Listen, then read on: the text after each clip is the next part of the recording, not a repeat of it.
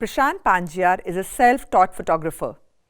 He has worked at mainstream media, at Patriot newspaper, at the India Today, and at the Outlook Group of publications as a photojournalist and a photo editor. Now, he is an independent photographer, photo editor and curator since 2001, and he specializes in reportage, editorial and documentary photography. In this lesson, he is going to share his insights and experiences which he has gained over nearly 40 years of experience as a photojournalist. Let's go over to Prashant.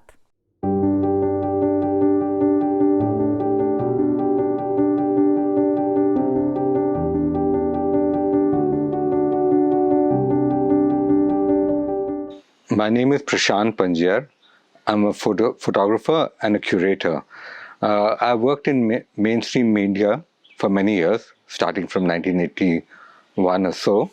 And I worked through newspapers, in Patriot newspaper, then in India Today, Outlook magazine.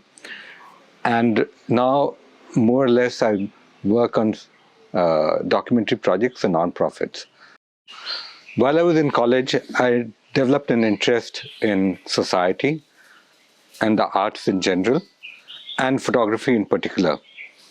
So to begin with, I started, I studied in Pune, in Ferguson College, and the Film Institute was very close to us.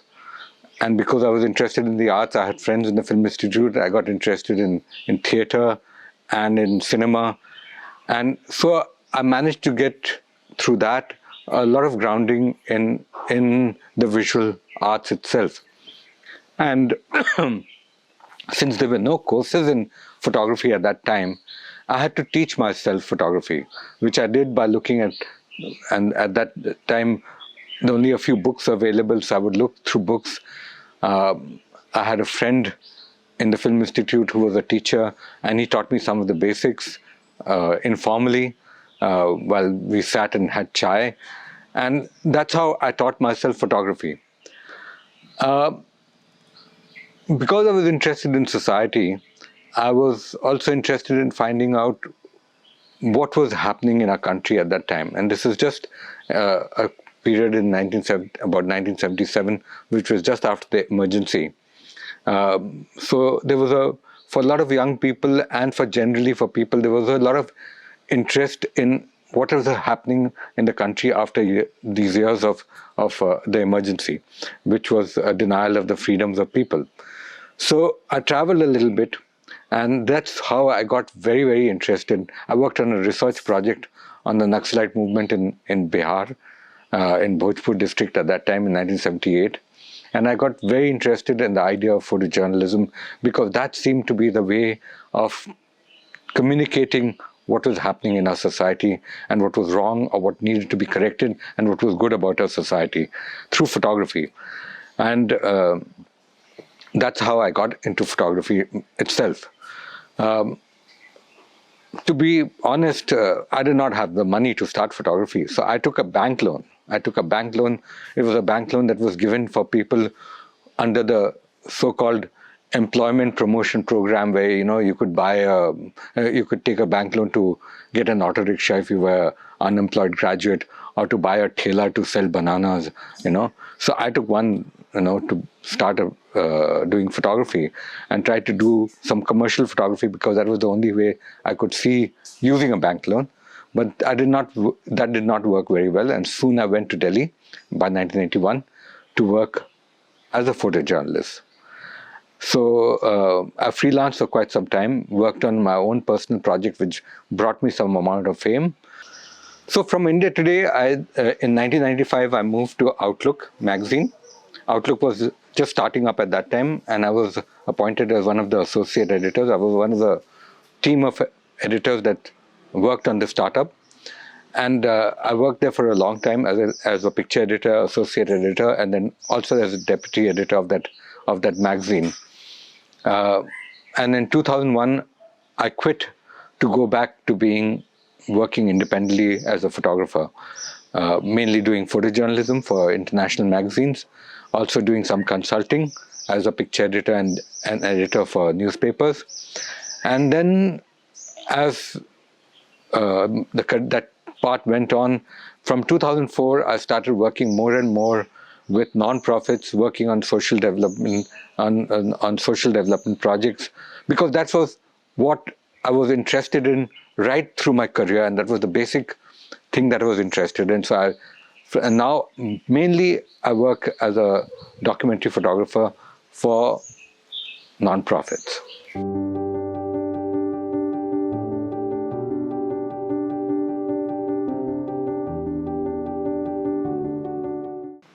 Well, traditionally the newspaper was focused more on the single image, the single news image or the single image, because that's how the newspapers worked traditionally. And the magazines, the news magazine format as it came about, and the magazine format that came about post the Second World War, was more interested in storytelling and narratives. So a sequence of images, a group of images together, working together. So there is a difference in the practice. There was a difference in the practice and in how a newspaper photographer would work and a magazine photographer would work also. Also the time. The newspaper photographer had to deliver on a daily basis. A magazine photographer would work on the time period of that periodical, of the magazine.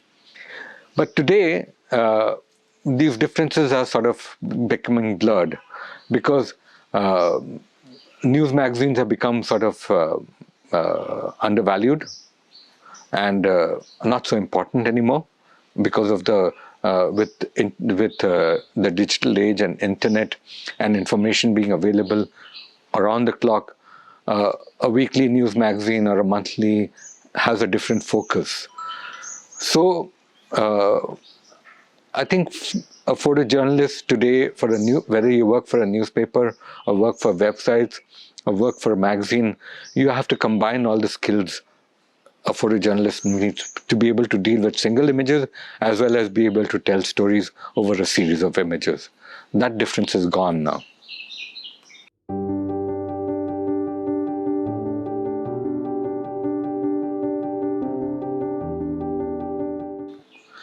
Well, for a photojournalist in the field, there are many considerations while in the field. It's not just about making your images or photographing what is going to happen. You have to keep in mind what is the story. You have to keep in mind what you are being able to tell, whether you're being able to tell it truthfully. You have to keep in mind your deadlines. You have to keep in mind that what you know may not be what the reality is or what you anticipated. So I think for a good photojournalist in the field, what you need is an open mind and an open eye, anticipation, because things will happen quickly. To be able to anticipate what is going to happen even before it happens. That comes with experience, but you will get that experience. And a sort of being always reminding yourself of what is the right thing to do, or the right thing to convey, because in today's day there is a lot of falsehood and there's a lot of untruth being told. So you have to be very responsible.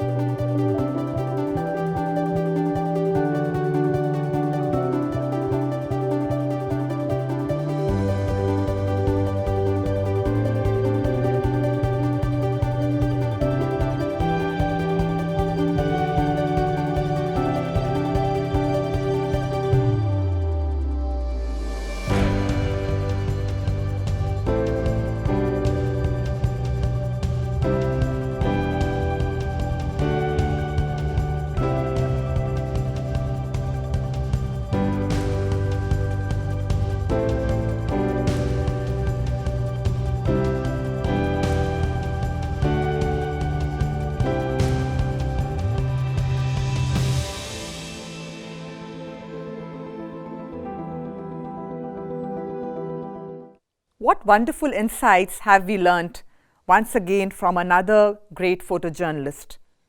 The need to anticipate, the need to be open-minded, to be truthful, and finally, to be responsible as photojournalists.